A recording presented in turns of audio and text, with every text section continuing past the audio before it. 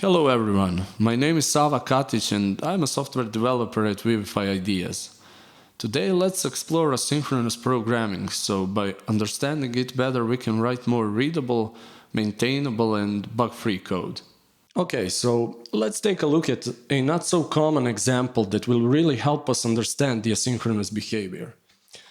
Let's say we had a function that returns some data, let's say a project, and takes in a callback as an argument. We will actually use the setTimeout function to mimic the asynchronous behavior, and we will set it to 2 seconds.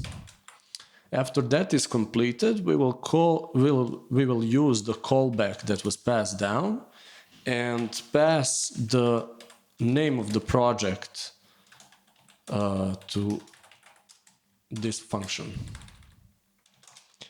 Also, we should make the handling function that we are going to use and just console log the object passed down.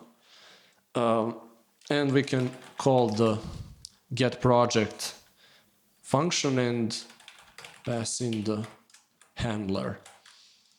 Okay, and this is actually the old-fashioned classical approach to asynchronous programming, where you provide a function as an argument, like our callback, to another function that is going to execute a asynchronous task.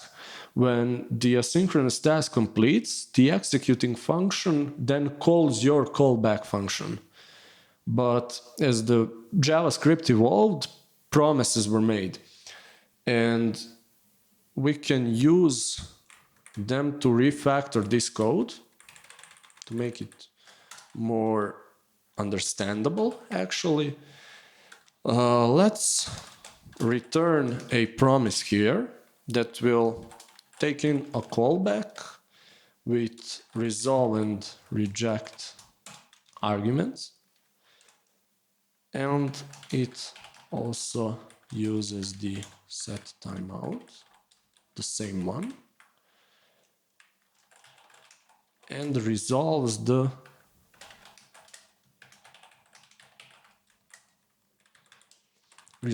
promise to a object that we just made.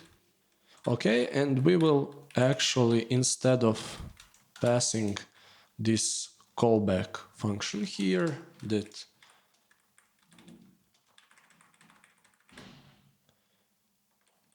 we can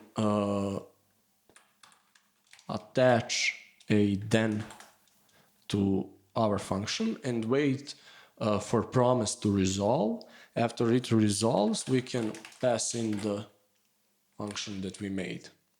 And the main difference between callbacks and promises is that with callbacks you tell the executing function what to do when the asynchronous task completes, whereas with promises the executing function returns a special object to you, the promise that we made here, and then you tell the promise what to do when the asynchronous task completes. Let's take a closer look to a more real-life example. Okay, and this here is actually a good example of callback hell, from which some of applications felt the burn. We have a function that makes a request to database and passes username and password of our user, and if it returns an error, this error is passed down to our callback, or it checks if everything is fine. It checks whether this user has certain permissions to make this request. Also, if this request returns an error, this error is passed down to callback. And we have another function that logs that this request was made to the database. And if everything is fine, the callback is called with the data that we got from those requests. Okay, so let's take a look how a refactored version using promises would look like to really understand the difference and the actual gain in readability. This example actually uses the promise training, and it makes the same database call, and every time the function returns data that we require for the next function, it is passed down to it. This doesn't really follow the dry principle that we should always follow, and it can lead to many then calls that are chained.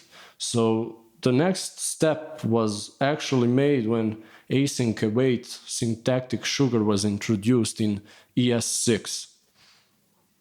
The same function using async await would look like this, where this shows how making a function async and using awaits for each database call can really simplify our call and make it far more readable.